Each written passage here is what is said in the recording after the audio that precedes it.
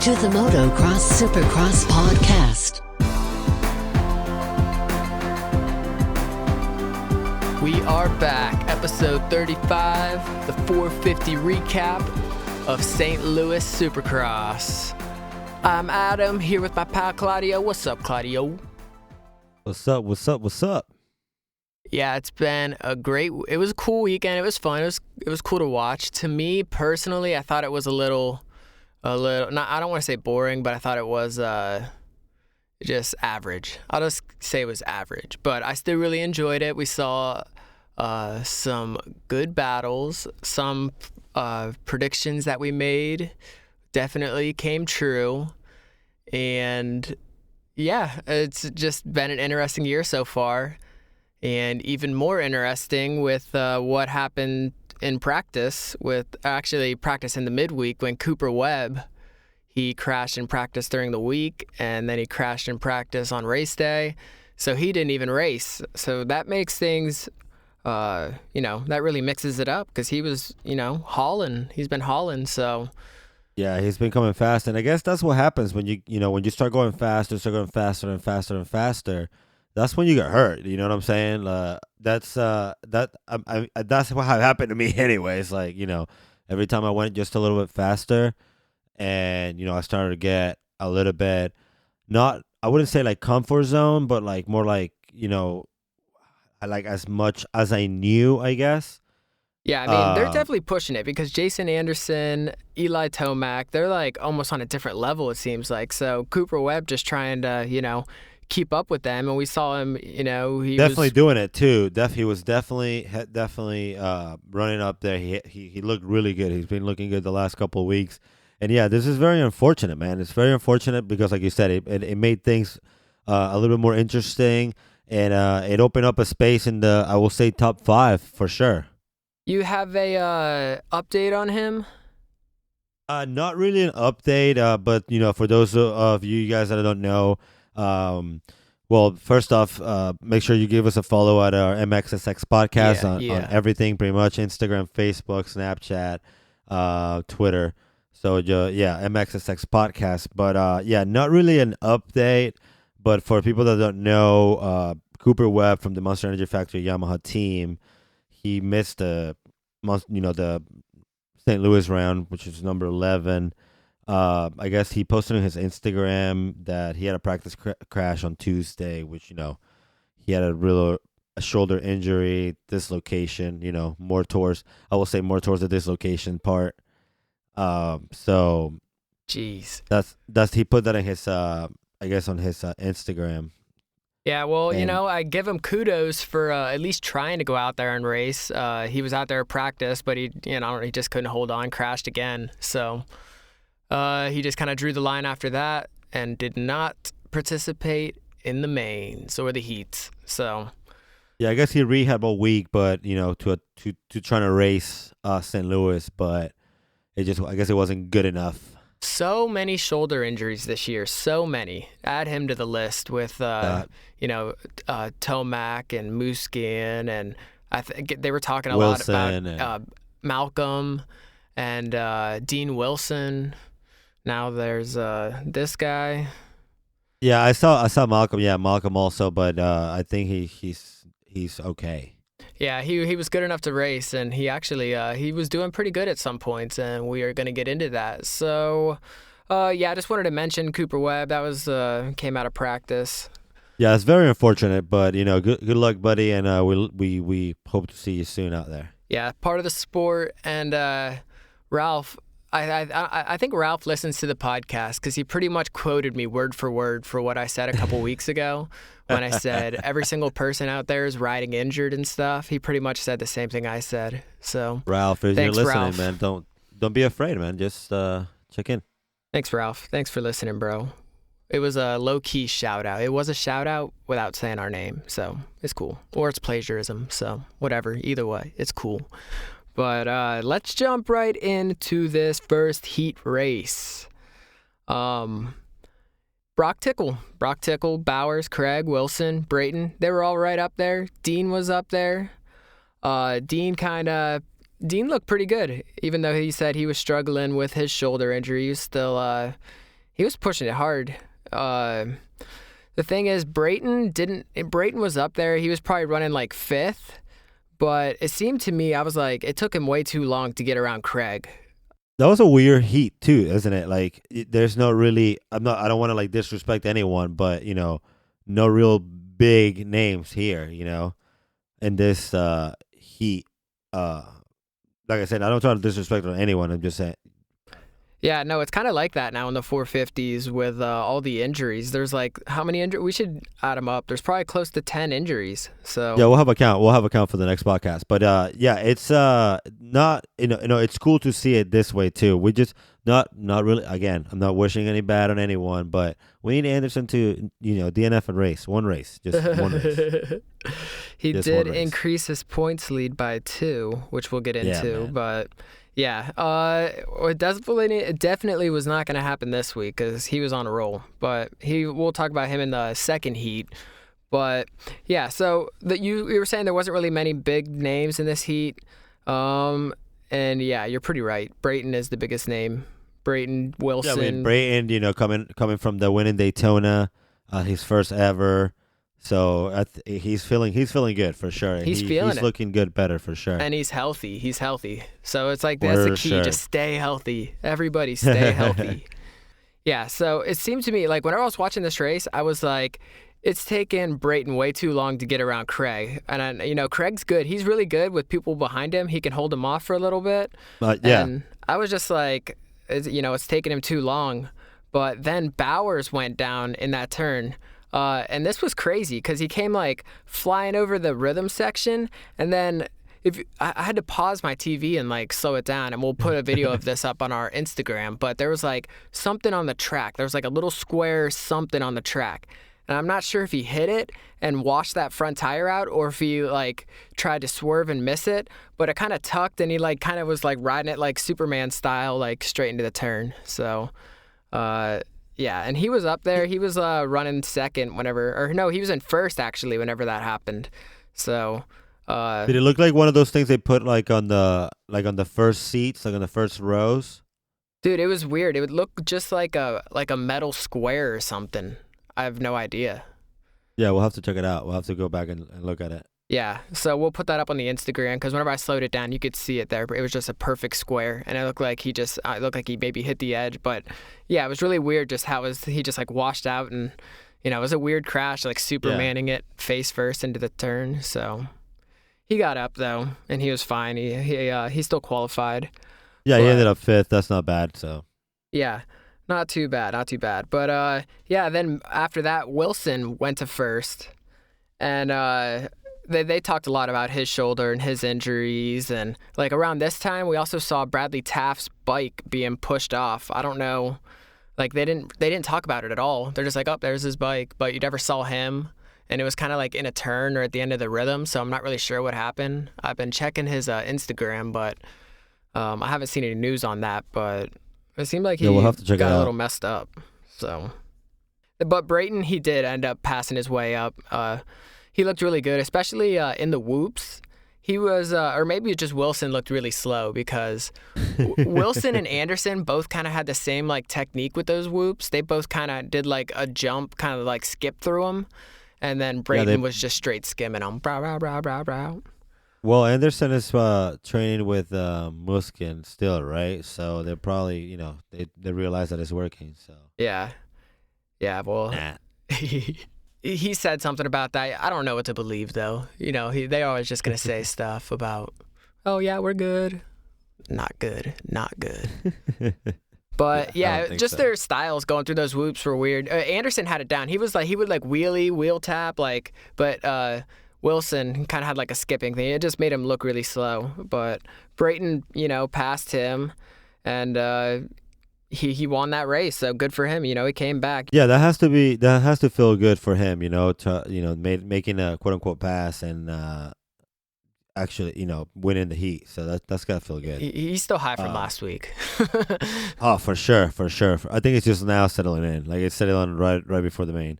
Yeah, dude. So yeah, like we said, Justin Brayton with the first place, Dean Wilson second place, Brock Tickle finishing third. good to see Tickle, up there too. I don't feel like we're talking enough about him. I think with the injuries, we might see a little bit more. Hopefully, anyways. Yeah, he was one of my fantasy picks this week, so he did pretty good. It was a good pick by me. So Christian Craig in 4th place. Tyler Bowers, we were talking about him. He got 5th. Benny Bloss in 6th place. Good to see Benny up there too. Ben LeMay in 7th. Chisholm in 8th. Etignab in 9th to take the last spot. Chisholm, very consistent, right? Like, he's super consistent. Yeah, that 450, he top. He's borderline going to that LCQ, but especially with the injuries, and like, dude, he's gonna benefit the most with all these injuries. Him and well, not even with the 450. He just he looks good with the 250. Remember, they go back to the 250 next week. So yeah. So that's gonna be crazy. I'm looking really, dude. This next week's race is gonna be so sick. Indianapolis. Yeah, let's just talk about this one. Yeah, I know, I'm getting too excited, but yeah. Yeah. So so that's heat number 1. Heat number 2. As you said, we're going to talk about Anderson. Here he is. Yep, here's Anderson, and it was funny because Jeff, he's how they had that split start kind of thing because they had that little bridge jump in the middle. So yeah, Jeff was calling out Muscan and Baggett and Reed. He called them all out for being on the outside. He's like, I just don't agree with it. Like, it's just he not called where I would Brayton be. too. Brayton was out there too on the outside? Yeah, he did it in the main. Yeah, that outside worked because in this race, it was funny. Coming around that first turn, it was Baggett, Muscan, and Reed. All 3 of them were up there with Freeze and Anderson. And then he's like, I feel like that corner. Oh, Jeff. That corner, or Ralphie.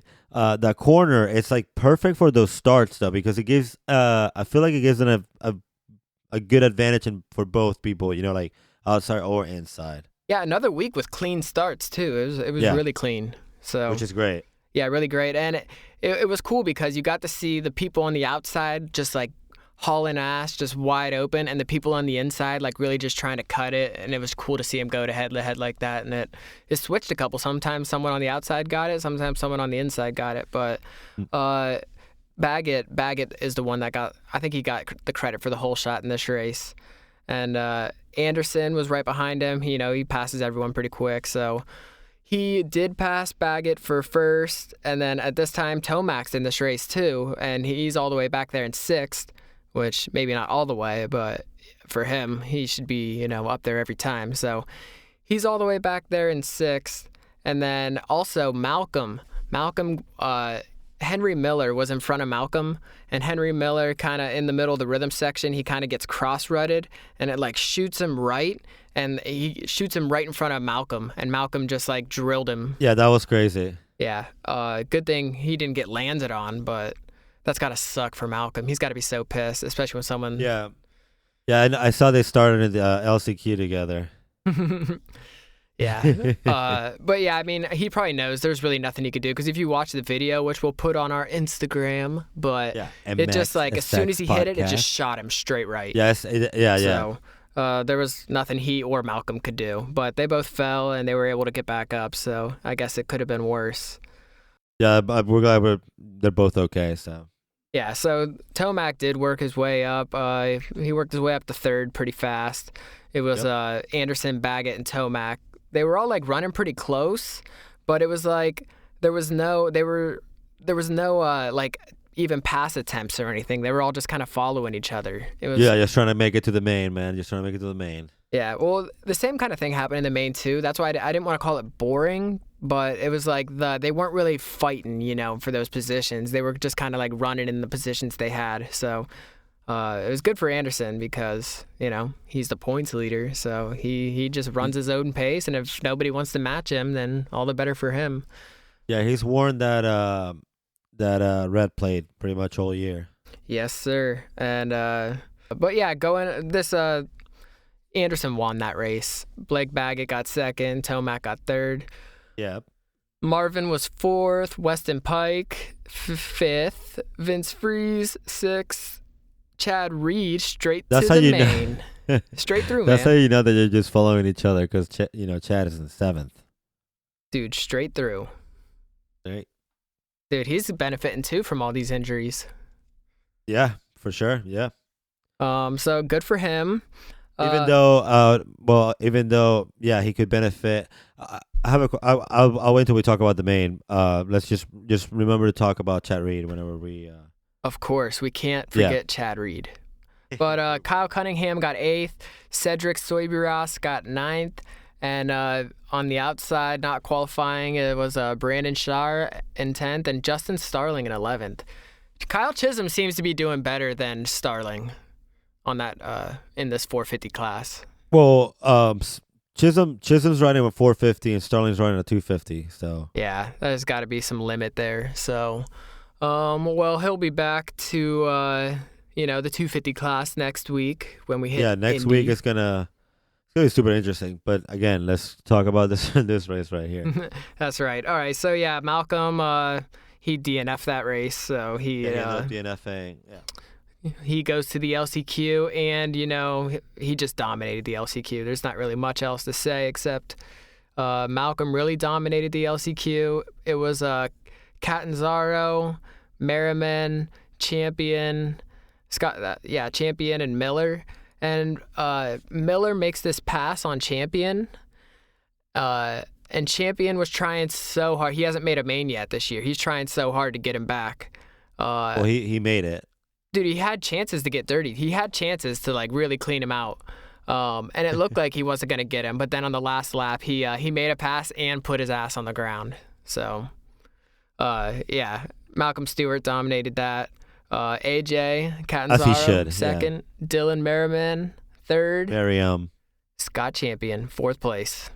That's right, making it to the main. Not making it in, though, Brandon Shaw, Ronnie Stewart. Dude, Ronnie Stewart had a good run, I want to say 2 years ago. It was he was making all these mains, so not the greatest year for him so far. 450 class has a lot of names, man. There's a lot of good riders in it, so it's hard for sure. A lot of names, yeah. And Bradley Taft was a DNS for that race, so we'll have to look and see what happened to him because I'm really curious. Justin Starling also staying out. Yeah. Yep, he was in 8th place. Yeah, just not feeling it in this 450 class. But yeah, being on that 250, that's a big. You're just playing with the deck stacked against you right there. Well, I mean, he's not out there fighting for a championship. He's just out there getting that race feeling. Still getting ready. Why not? If he has the opportunity, I will do it too. If I have the opportunity to do it, my team is behind me and they're giving me support to race the East Coast. With my 250, why the hell not? I stay in race rhythm. I will, I'm still training. I'm still racing every weekend. So why the hell not? I support Justin Starling on this decision all day for sure. Yeah, I definitely dig it. I just wish he would do better. Represent that the Florida. Oh, for sure. But again, he's in the 250. It's hard. I mean, it's hard already to make it in a 450. So. Imagine being in the 250. Yeah, so we'll have to wait and see if he, can take it up a notch in the West Coast 250. East-West shootout for sure. But that's got to be frustrating. Another main he doesn't make. So maybe he can take all that frustration out next week. All right, so let's get to the main. Before I get into the start of this, it was it might be just me, but it looked to me like there was a lot of empty seats there. It definitely wasn't like Tampa or Daytona was just packed. Just everyone on the little on the raceway track there, just packed with people. But St. Louis, man, there's a lot of empty seats. All the fans there probably came from hours away in each direction. But yeah, it's Steve Faulkner. So wait, what'd you say about Faulkner? There's a home race for him too, so he's from Missouri. So yeah, so it's all his friends, it's all his family, it's all the people he rode the tracks with, and that's it. No one actually. Justin Brayton had some friends and family there too. There was 4 of them, so we'll call it friends. So, and hopefully it wasn't all his friends. They picked up there. They just gave him tickets. Yeah, they're like, yo. I just won last weekend. You guys know Justin Brayton. I'm here to get tickets from him. He's won last weekend. And they're like, oh yeah, we'll take a number because it's just we only have Faulkner and Brayton tickets here. We didn't sell any. But yeah, I just thought it didn't look very full at all. Definitely not like Tampa, that's for sure. Or Daytona. Well, you know where they're not going back to, so. Yeah, I mean, that sucks for them, though. You know, they lose their football team, and then they lose their their Supercross race. They should move it somewhere, maybe somewhere else. But yeah, the Dome at America Center. That's what they call their stadium. The Dome at America Center. Like, yo, it's too long, man. Too long. Change it. Change it. So, yeah, it was cool. So let's jump into this 450 main. Tomac and Anderson were both on those inside gates of the little bridge tunnel jump in the middle. So they were both on the inside. And as soon as it started, Anderson just cut. He just cut straight left. So everyone who was to the left of Anderson just got cut off right away. And it was a slick move, very slick. So they were both out front. So, you know, when Tomac gets out front, you know what happens. He just runs. Yes. Yeah, that's the bad thing about him. Yeah. He's too fast. Like I said, we want to see him coming through like the pack. Because if he starts off out front, he's gone. He kind of did last week. That's what I'm saying. Last week was cool. Awesome. Yeah. Yeah. Like, yeah, put him. They should give everyone else like a 10-second head start. That's kind of where we're at right now. You're not completely wrong there. But yeah. So Anderson went in the inside, cut in pretty much. Tomac right in the middle, like we said earlier. Brayton, he was getting crap from Ralphie. We're going in the outside. Tickle and Muscan were also up there. Baggett was in like 7th. Then there was like Craig and Wilson. Reed was there in 10th. Reed he put in some good laps this race. Yeah. Reed was also there. You're right. I also remember Anderson almost calling it a night really early in that main event. Yeah, he had like a kind of a close call, you could say. Right there. He got real lucky not going on that rhythm section. Well, I mean, Eli just doing Eli things, you know, just being Eli Tomac, just doing the impossible, I guess. Yeah, he was just gapping everybody. And Malcolm had a close call too. Did you see that video on his Instagram? Yes. The little tunnel jump, he came over it and just, dude, that landing of those tunnel jump is like straight down and he just landed a little short.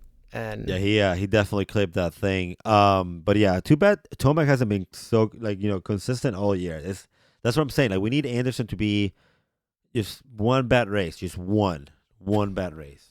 Yeah, it's funny. They said in the race, they said a stat, like whatever lap it was. They're like, at this point, Tomac has led over 100 laps this year, and Anderson was second behind him, and Anderson led 51.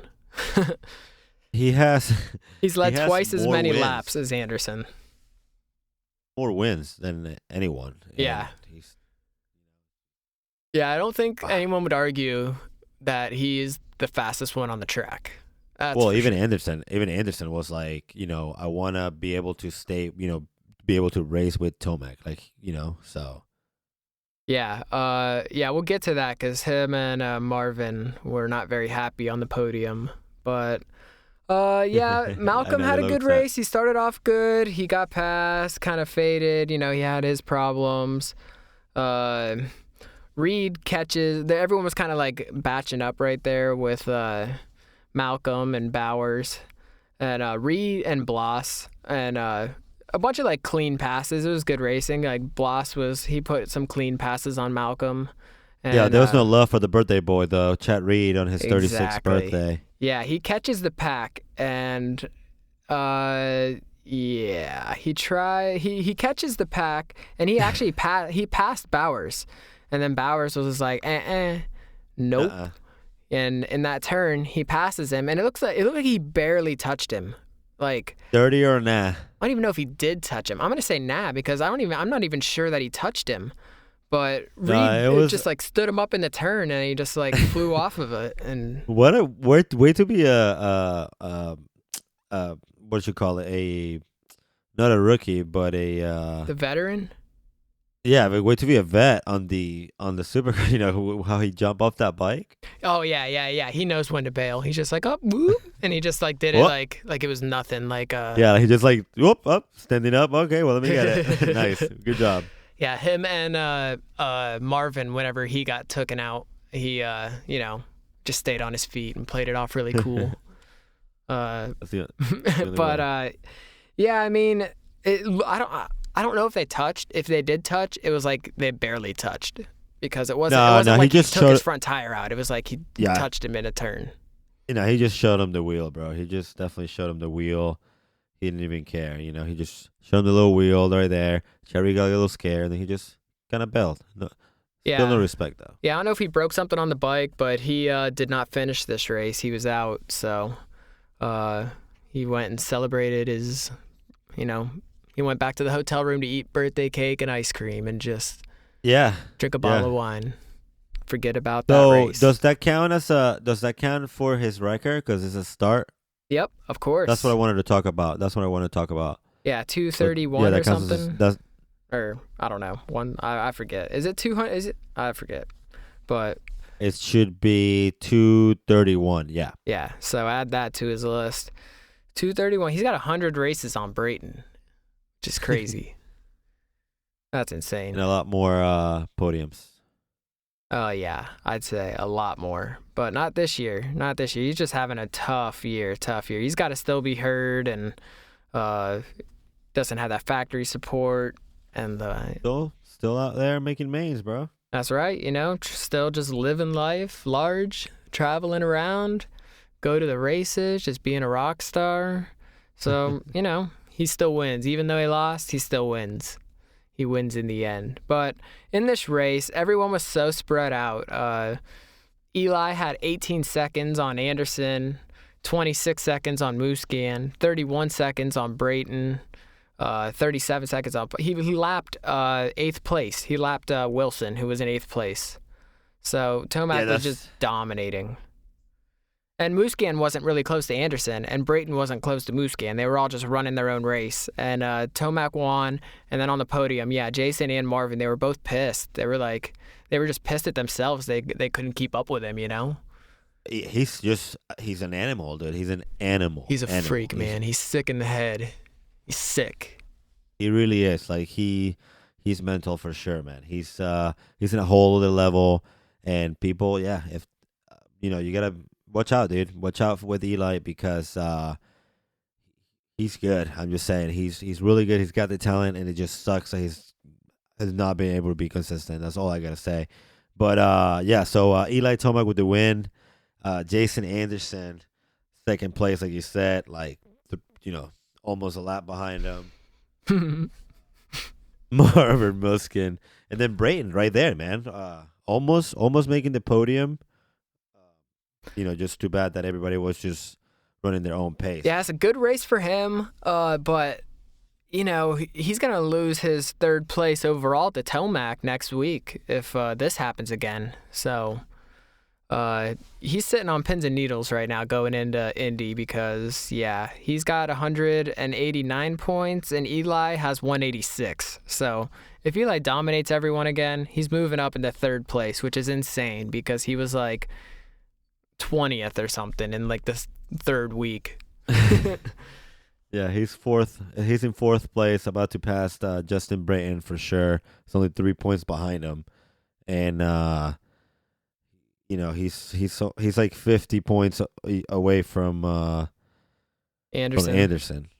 Yeah, he's still got a little bit to go to get Anderson, but if Anderson does have 1 or 2 bad races, this thing gets really interesting.